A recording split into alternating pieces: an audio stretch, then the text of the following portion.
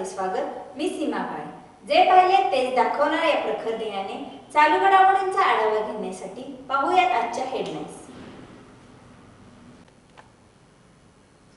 सांगली महापालिकेमध्ये जाण्यासाठी सर्वच पक्षाचे उमेदवार गॅसवर कोणता झेंडा घेऊ हाती अशा अवस्थेत दिसून येत होते। आज तारीख 11/7/2018 रोजी अर्ज भरण्याची मुदत 3 वाजेपर्यंत होती।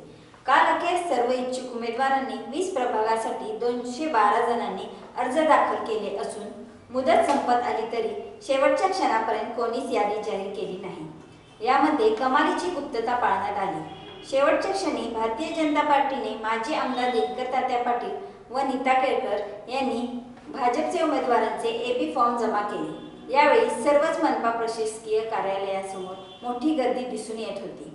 यावेळी ज्या पक्षाचे इच्छुक उमेदवार त्यांनी आपले अर्ज दाखल केले त्यांना काहींना नाराजी तर काही उमेदवार पुन्हा रिंगणात उतरण्याचे दिसून येत आहे।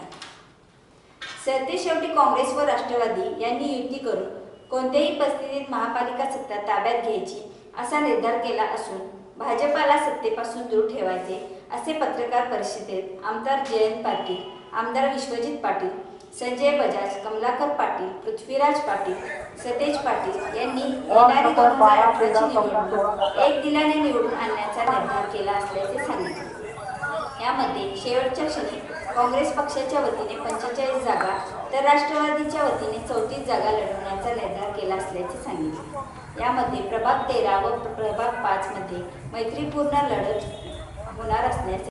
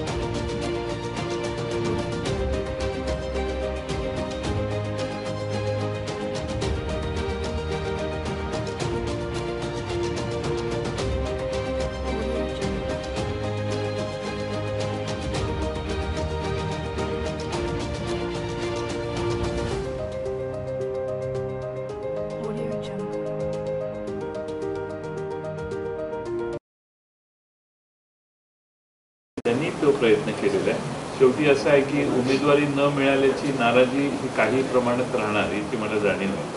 पण ज्यांनी आता अर्ज भरलेले आहेत, ज्यांना आपल्याला मिळणारच असं समजून जे अर्ज भरलेले आहेत त्यांच्या समजुती घालण्याचं काम दोन्ही पक्ष येणाऱ्या काळात करणार आहेत।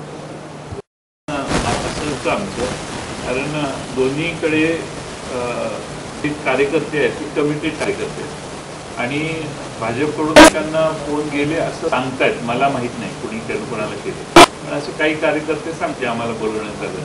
पण भारतीय जनता पेक्षा अशा दोन्ही कार्यकर्त्यांना सामावून घेण्याचा थोडा वेळ आहे। आमचा आग्रह होता, त्यांचा आग्रह काही चर्चेच्या जर सगळ्या पद्धती आणि पथ्य पाळायचं असतं रागवण्याचे तेही पाळण्यात लोकांच्या पर्यंत धर्मनिरपेक्ष विचारांचा प्रसार करणे, शहराच्या विकासासाठी जे आम्ही कल्पना मांडतो शेवटच्या माणसापर्यंत पोहोचण्यासाठी सगळ्यात महत्त्वाचं माध्यम तुम्ही। त्यामुळे तुमच्याशिवाय निवडणुकीची पूर्तता होईल।